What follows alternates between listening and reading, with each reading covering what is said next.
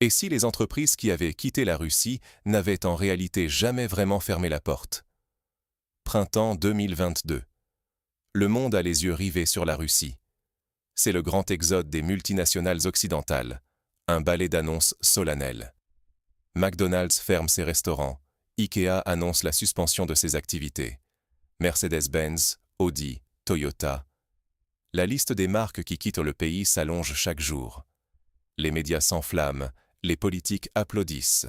Voilà, pense-t-on, le marché mondial qui prend position contre la guerre, l'économie qui se met du côté de la morale. On dénombre des centaines de départs. Les communiqués de presse tombent les uns après les autres, soigneusement rédigés autour de mots-clés. Valeurs, responsabilité, impossibilité de poursuivre dans le contexte actuel. L'impression est claire. C'est un tournant historique, un front uni, une rupture nette. Mais 4 ans plus tard, si l'on gratte derrière la façade des grandes déclarations, une autre histoire se dessine. Loin des caméras, loin des conférences de presse, là où personne ne regarde. Il reste les registres, les documents. Et ces documents racontent une réalité beaucoup moins spectaculaire. Car en coulisses, les grandes entreprises occidentales, loin d'abandonner totalement leur présence, ont discrètement préservé leurs droits sur le marché russe. Comment? Grâce à une mécanique toute simple, mais diablement efficace, la réinscription de leur marque auprès des autorités russes. Prenons l'exemple de Mercedes-Benz. En 2022, la marque annonce en grande pompe son départ. 3 ans plus tard, le siège allemand dépose une nouvelle marque auprès de Rospatent, l'organisme russe de la propriété intellectuelle, cette fois directement depuis Stuttgart, sans filiale ni intermédiaire local. Et cette marque leur accorde le droit exclusif de vendre, réparer et entretenir voitures, bus, utilitaires, même motos et véhicules électriques, jusqu'en 2035. C'est discret, c'est factuel, mais c'est là, noir sur blanc. Mercedes-Benz, Audi, même scénario. Ces mêmes entreprises applaudies pour leur retrait historique se sont en réalité assurées de garder un pied dans la porte, prêts à revenir dès que possible. La question est simple. Quitte-t-on vraiment un marché quand on s'arrange pour y garder tous ses droits? Derrière la grande mise en scène médiatique, le business continue, froidement, méthodiquement, loin des projecteurs. Et le risque, pour nous tous, c'est de croire que ces départs étaient sincères et de manquer l'essentiel, la gestion réelle des intérêts économiques mondiaux qui finit toujours par primer sur les discours. Pour comprendre ce qui s'est vraiment passé, plongeons maintenant dans les archives d'un organisme dont personne ne parle, Rospatent. Mais que s'est-il réellement passé après ces départs spectaculaires? Printemps 2022. Les chaînes d'infos en continu, les journaux occidentaux, tous relaient la même scène. Les géants de l'industrie, des groupes automobiles aux enseignes de prêt-à-porter, défilent devant les caméras pour annoncer, dans une synchronisation quasi théâtrale, leur retrait du marché russe. Conférences de presse, communiqués solennels, interviews où les mots « valeur » et « responsabilité » reviennent comme un refrain. À chaque annonce, la presse applaudit. Les gouvernements occidentaux saluent le courage de ces entreprises qui, dit-on, mettent la morale avant le profit. Dans l'opinion publique, le message est clair. L'Occident ferme la porte à la Russie. Le consommateur russe se retrouve soudain privé de ses marques préférées. On cite des chiffres. Plus de 1000 entreprises quittent ou suspendent leurs activités. Une pression économique sans précédent. Le ton est grave. Un monde bascule. Mais sur le terrain, la réalité est tout de suite plus nuancée, plus complexe, parfois même teintée d'ironie. La société russe, elle, réagit de façon contrastée. Certains voient dans ces départs un véritable choc, une anxiété sur l'avenir, l'impression d'être coupé du reste du monde. D'autres, au contraire, relativisent, comprennent ou s'en accommodent, et beaucoup ne peuvent s'empêcher d'y voir une bonne dose d'hypocrisie. Les internautes russes ironisent sur les départs de marques qui continuent d'exister sous d'autres noms ou par des circuits détournés. Car très vite, le marché s'adapte. Les grandes enseignes ferment leurs portes, des alternatives apparaissent, presque du jour au lendemain. Les produits occidentaux ne disparaissent pas. Ils reviennent par ce qu'on appelle l'import parallèle, c'est-à-dire via des pays tiers, parfois à des prix majorés, Et puis, fait marquant, les marques chinoises, elles, profitent de la situation pour occuper le terrain laissé vacant. Le consommateur russe, loin d'être passif ou résigné, ajuste ses habitudes, compare, teste et continue d'acheter. Les centres commerciaux ne sont pas vidés, la vie quotidienne poursuit son cours, le paysage change, mais l'effondrement annoncé n'a pas lieu. Dans ce nouveau contexte, certaines entreprises occidentales choisissent de rester. C'est le cas de Bonduelle, qui s'affiche ouvertement, assumant sa présence et expliquant son choix de façon pragmatique. Le marché russe, c'est aussi une porte vers l'Asie centrale, un enjeu logistique majeur. Cette franchise, en 2022, détonne. Là où la majorité parle de valeur, Bonduelle évoque la réalité des flux, des emplois, du transit. On la regarde comme une exception, presque une anomalie, tant la pression médiatique pousse à l'alignement sur la ligne officielle, partir par solidarité politique. Mais ce qui échappe à la plupart, c'est que beaucoup de ces départs, si spectaculaires soient-ils, relèvent d'abord de l'annonce. Car, dans l'ombre, la mécanique du marché se poursuit. Le risque, pour le public occidental, c'est de croire à la disparition totale des produits, à une rupture franche entre l'Ouest et la Russie. Or, le marché s'est reconfiguré en silence. Les groupes qui partent laissent souvent derrière eux des structures dormantes, des accords discrets, ou tout simplement des droits protégés pour préparer l'après. Dans les rayons, certains logos changent de forme, mais le contenu reste familier. Pour les consommateurs russes, c'est parfois un jeu de piste. Retrouver la même mayonnaise ou la même paire de baskets sous une nouvelle étiquette. Ce balai entre annonces publiques et réalité commerciale pose une question essentielle. Qui sort vraiment du marché et qui se contente de faire une pause en attendant des jours meilleurs? Derrière le rideau des grandes déclarations, la vraie partie se joue ailleurs. Dans les bureaux feutrés, les services juridiques des multinationales ne chôment pas. Ils veillent à ce que les marques, les droits d'utilisation, les licences, soient, eux, bien à l'abri, quitte à changer la forme, jamais le fond. Et c'est là que l'histoire prend un tour encore plus fascinant. Car pendant que les projecteurs sont braqués sur les annonces de départ, dans les coulisses, une toute autre stratégie se met en place, bien loin du tumulte médiatique. Les documents officiels russes, eux, ne font pas la une des journaux. Mais ils racontent une histoire beaucoup plus pragmatique, presque froide, sur la façon dont les grandes entreprises occidentales ont, en réalité, préparé leur retour, ou, plus subtilement, leur non-départ. Justement, derrière les projecteurs, une histoire beaucoup plus discrète se déroule dans les bases de données officielles. Et si la vraie histoire se jouait non pas devant les caméras, mais dans les bureaux feutrés des avocats d'affaires? Pendant que les médias occidentaux saluaient le départ des grandes marques européennes et japonaises de Russie, la réalité, elle, s'est discrètement inscrite dans la base de données de Rospatent, l'organisme officiel russe chargé de la gestion des droits sur les marques. Pourquoi Rospatent?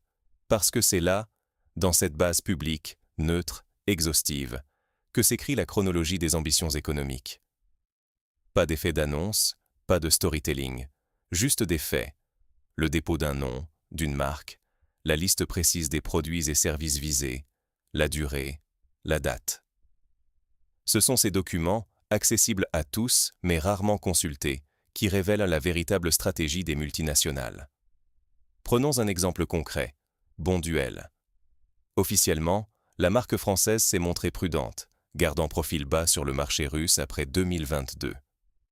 Mais ce que peu de gens ont remarqué, c'est qu'en mars 2023, Bonduelle n'a pas seulement maintenu sa présence. Elle a déposé un tout nouveau nom commercial, Pust-Budezdorovo. Créer un nouveau brand en pleine crise. Ce n'est pas une posture défensive, c'est un signal d'expansion. Cela exige des moyens, des ressources et surtout une vision à long terme.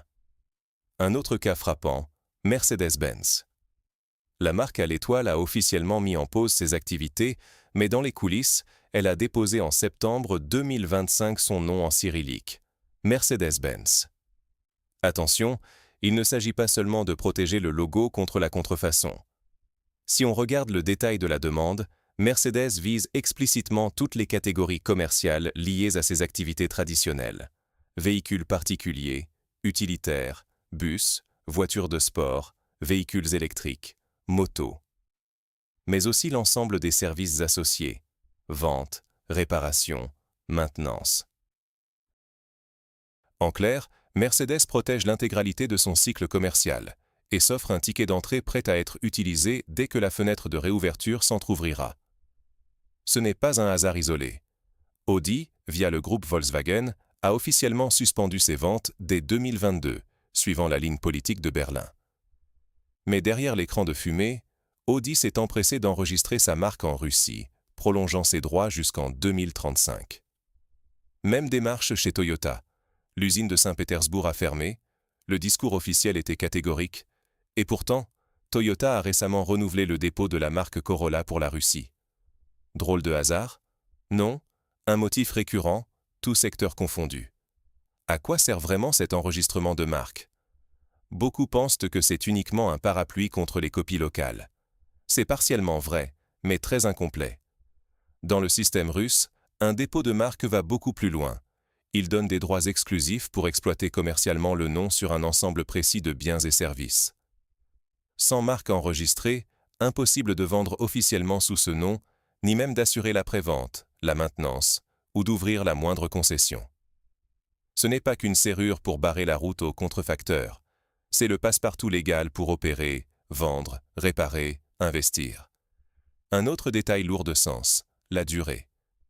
Les dépôts récents des géants occidentaux sont systématiquement faits pour 9 ans. Or, dans le droit russe, un droit sur une marque non utilisée depuis 3 ans peut être annulé. Autrement dit, payer pour 9 ans n'a aucun sens si l'on compte vraiment partir pour toujours. Cela trahit une intention claire. Garder la main, rester propriétaire du nom, des droits et de la possibilité de revenir à tout moment, sans avoir à repartir de zéro.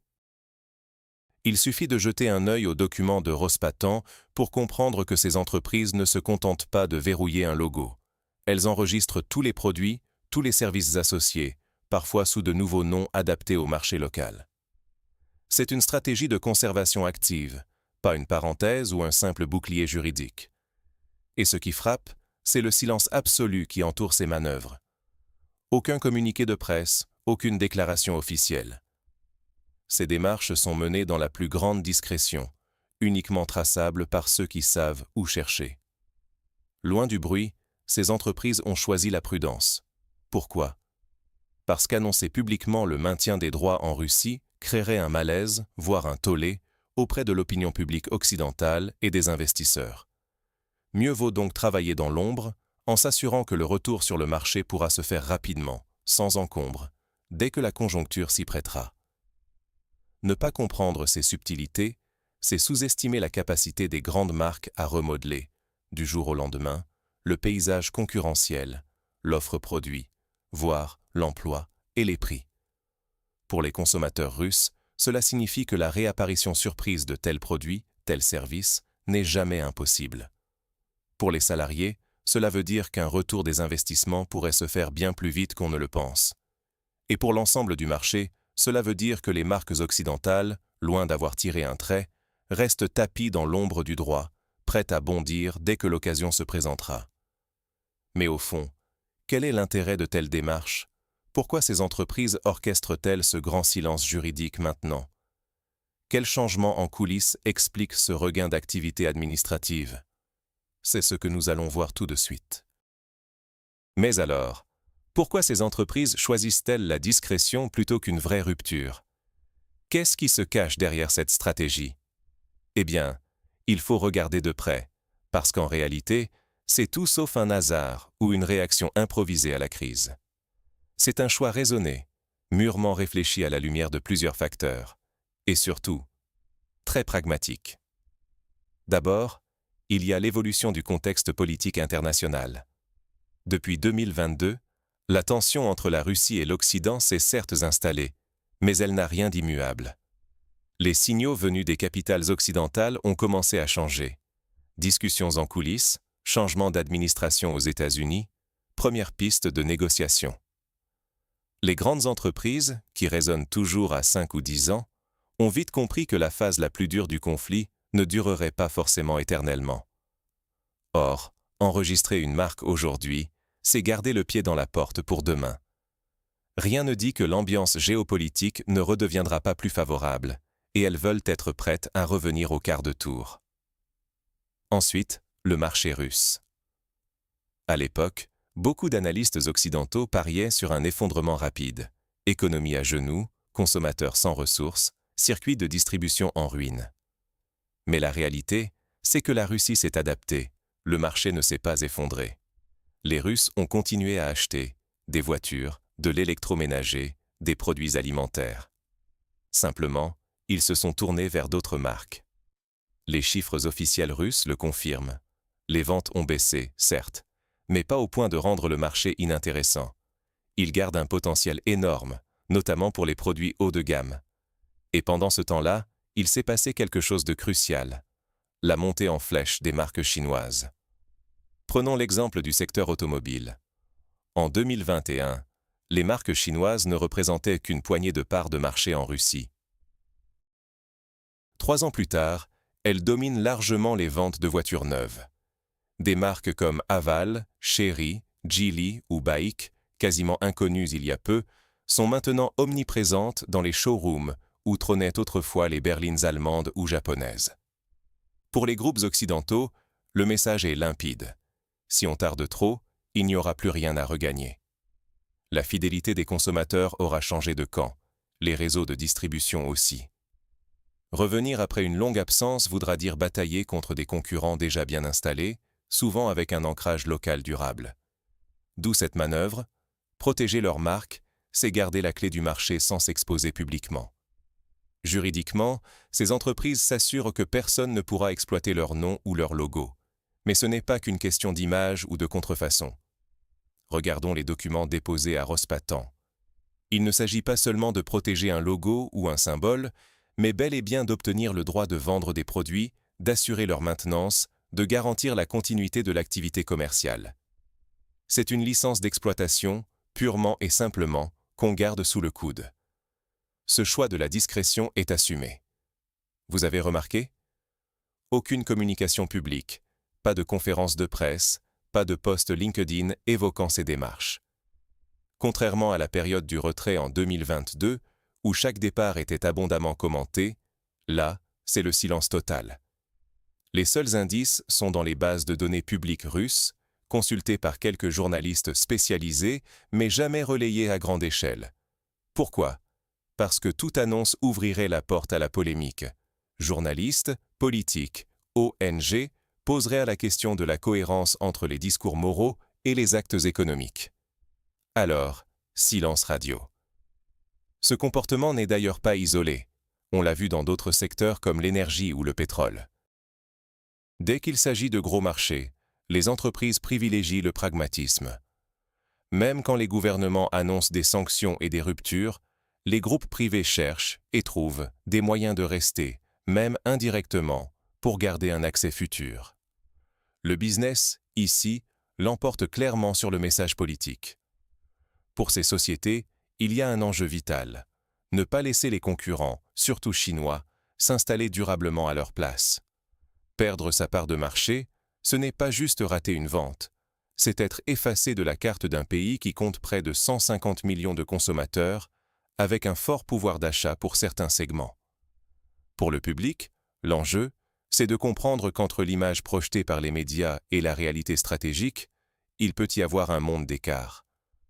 Ce qu'on nous présente comme une rupture définitive n'est, bien souvent, qu'une parenthèse calculée, prête à se refermer dès que le vent tournera.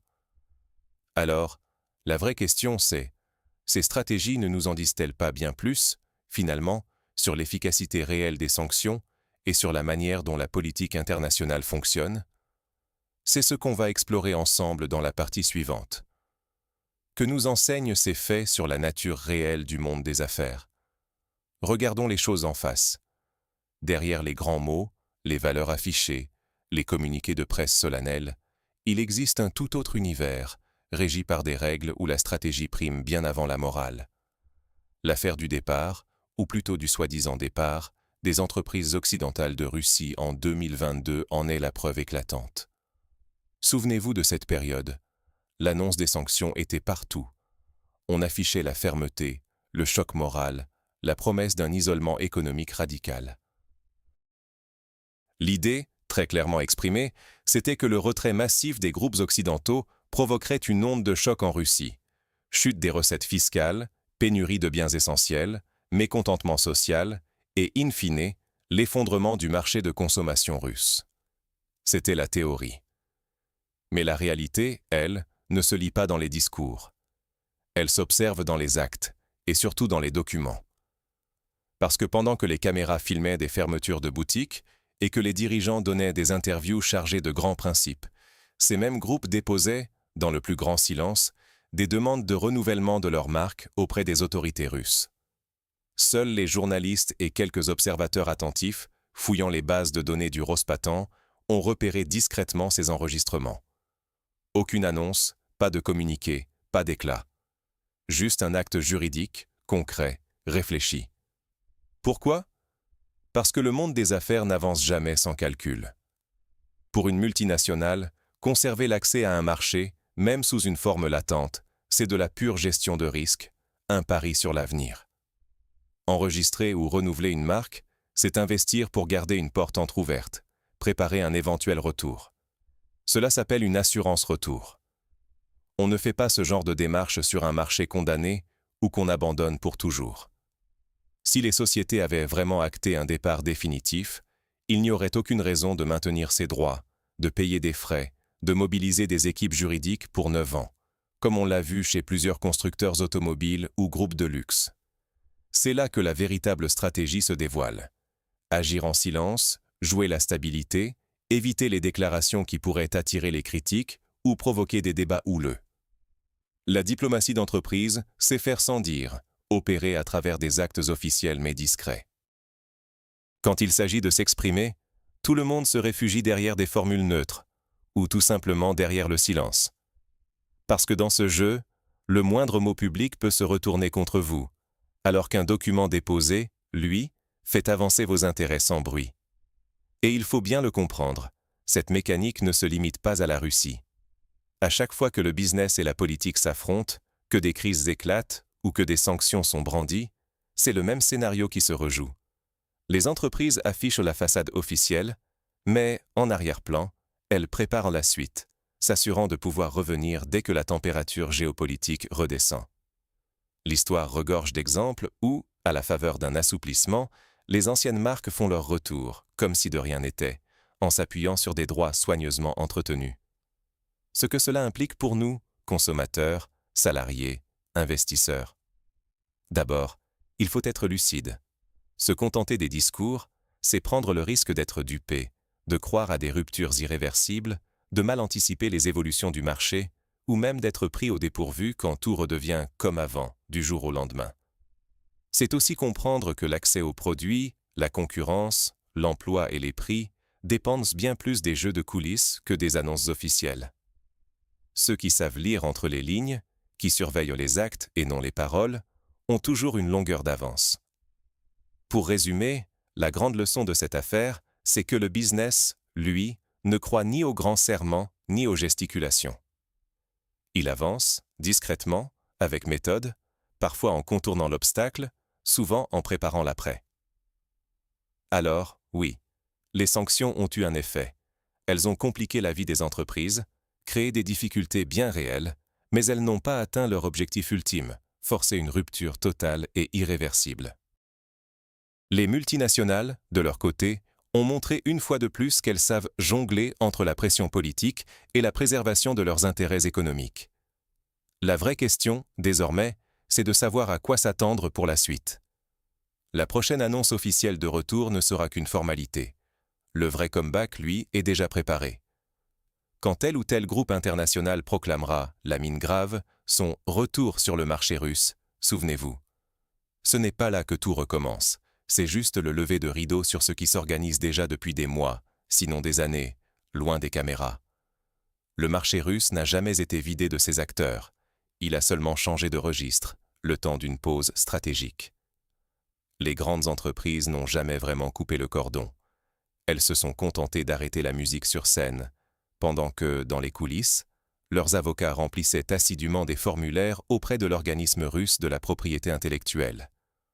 On a souvent entendu que le business et la politique étaient désormais indissociables, que l'éthique l'emportait enfin sur le profit. Mais les données juridiques, elles, racontent une toute autre histoire, plus banale, mais aussi plus lucide. Quand le rideau tombe sur la scène médiatique, c'est le pragmatisme qui dirige la partition. Regardez les demandes déposées auprès de Rospatan, l'Office russe des brevets et des marques. Elles sont la preuve tangible que l'abandon n'était qu'une mise en scène, que le vrai jeu se joue ailleurs, sur le terrain du long terme, de la flexibilité et de la protection des intérêts économiques. Cette stratégie a un nom, garder le pied dans la porte, quoi qu'il en coûte à l'image, pour ne pas rater le jour où la fenêtre s'ouvrira à nouveau. Car il ne s'agit pas seulement de maintenir une option. Enregistrer ou renouveler une marque, c'est investir, c'est anticiper. C'est le choix, froid et calculé, de préserver un droit de retour. On l'a vu, même alors que la presse applaudissait le courage des départs, les chiffres du commerce restaient, eux, bien plus nuancés. Des sociétés officiellement parties continuaient, via des filiales, des accords locaux, des montages parfois opaques. Le marché russe n'a pas disparu. Il s'est simplement fait discret, en attendant que le contexte s'y prête de nouveau. Les sanctions ont-elles eu un effet? Oui, et il serait absurde de le nier. Nombre d'entreprises ont vraiment arrêté des activités, et cette pause a engendré des difficultés concrètes, autant pour les groupes occidentaux que pour les consommateurs russes. Mais attention à ne pas confondre complications temporaires et renoncement réel. La barrière n'a jamais été totale, ni définitive. Ce que nous apprend l'analyse des documents officiels, c'est que le business a toujours su s'adapter et préparer le terrain pour un retour, dès que la météo politique le permettra. Et c'est là l'enjeu central pour chacun d'entre nous. Comprendre ces mécanismes, c'est aussi anticiper les bouleversements du marché qui viendront, presque inévitablement, le jour où la relation entre Moscou et l'Occident s'assouplira. Les consommateurs russes verront revenir, parfois sans même l'annoncer, des marques familières et des services réactivés du jour au lendemain, comme si de rien n'était. Les concurrents locaux, qui auront cru bénéficier d'un retrait définitif, devront faire face à une compétition revenue en force, préparée en amont. Même pour les marchés étrangers, les conséquences sont réelles. Emploi, prix, accès à certains produits, tout peut être impacté par ces stratégies discrètes mais décisives. Ce qui est fascinant, c'est que la véritable décision de revenir a été prise non pas dans les conseils d'administration, mais dans les bureaux feutrés des juristes, à Stuttgart, Paris ou Londres, au moment précis où ils ont soumis leur dossier à Rospatent. Ce sont ces actes, publics dans les bases de données, qui scellent l'intention réelle des groupes, loin des discours. Le langage des documents est souvent plus honnête que celui des communiqués. Et si l'on veut vraiment comprendre ce qui se passe, il faut lire ces signes-là, et non les envolées de la communication officielle. Le risque, à force de regarder la façade, c'est de manquer la restructuration profonde qui s'opère en silence. De croire, naïvement, que la politique prime toujours sur l'économie, alors que l'histoire récente, une fois de plus, démontre l'inverse. Le marché, inlassablement, s'adapte, se réorganise et prépare son retour, quelles que soient les circonstances. Alors, la prochaine fois que vous verrez un grand titre annonçant le retour d'une marque occidentale en Russie, posez-vous cette question. Ce retour était-il vraiment une surprise? Ou n'était-il que l'aboutissement logique d'une stratégie méticuleusement préparée? Dites-moi dans les commentaires vos propres prédictions. Combien de temps avant que le premier géant occidental ne revienne officiellement? Sous quel prétexte? Je suis curieux de lire vos analyses et de les comparer dans un an ou deux. Si vous voulez continuer à décrypter ces dynamiques à partir des faits, des documents et non de la communication, abonnez-vous.